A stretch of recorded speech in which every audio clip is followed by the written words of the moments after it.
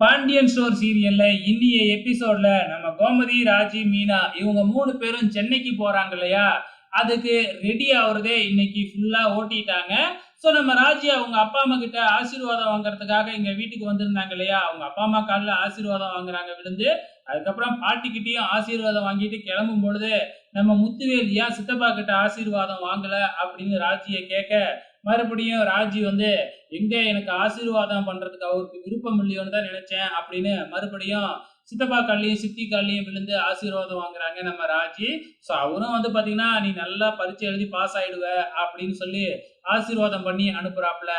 இந்த பக்கம் நம்ம மீனா, ராஜி, கோமதி இவங்க எல்லாருமே வந்து டிஸ்கஸ் பண்ணிக்கிட்டு இருக்கும் பொழுது நம்ம மீனாவோட அம்மா அங்க வராங்க.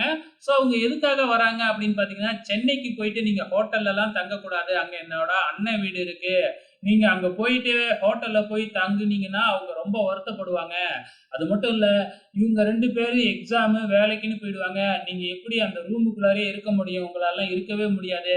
இதுவே எங்க அண்ணன் வீட்டுலனா நெறைய பேர் இருப்பாங்க. பேசிக்கிட்டு இருக்கலாம், ஜாலியா இருக்கலாம் அப்படின்னு சொன்ன உடனே, நம்ம கோமதி ஆமா நான் உங்க அண்ணன் வீட்டுக்கே போறோம் அப்படிங்கிற மாதிரி முடிவு எடுத்துடுறாங்க. மீனா வந்து கதர்றாங்க.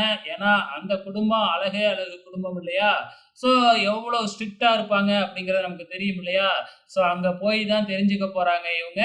இப்ப எல்லாருமே பேக் பண்றது, ரெடி ஆகுறது, ஆள் ஆளுக்கு டயலாக் அடிக்கிறது. இந்த பக்கம் வந்து நம்ம ராஜியும், கதிரும் ஒரு பக்கம் ரொமான்ஸ் பண்றது. இந்த மாதிரி வேலைகள்லாம் போய்க்கிட்டு இருக்கு. கடைசியா எல்லாம் பேக் பண்ணிக்கிட்டு கிளம்பலாம், பஸ்ஸுக்கு லேட் ஆயிடுச்சு அப்படின்னு கிளம்பும் பொழுது, நம்ம கோமதி உட்காந்துக்கிட்டு போலாமா? வேணாமா?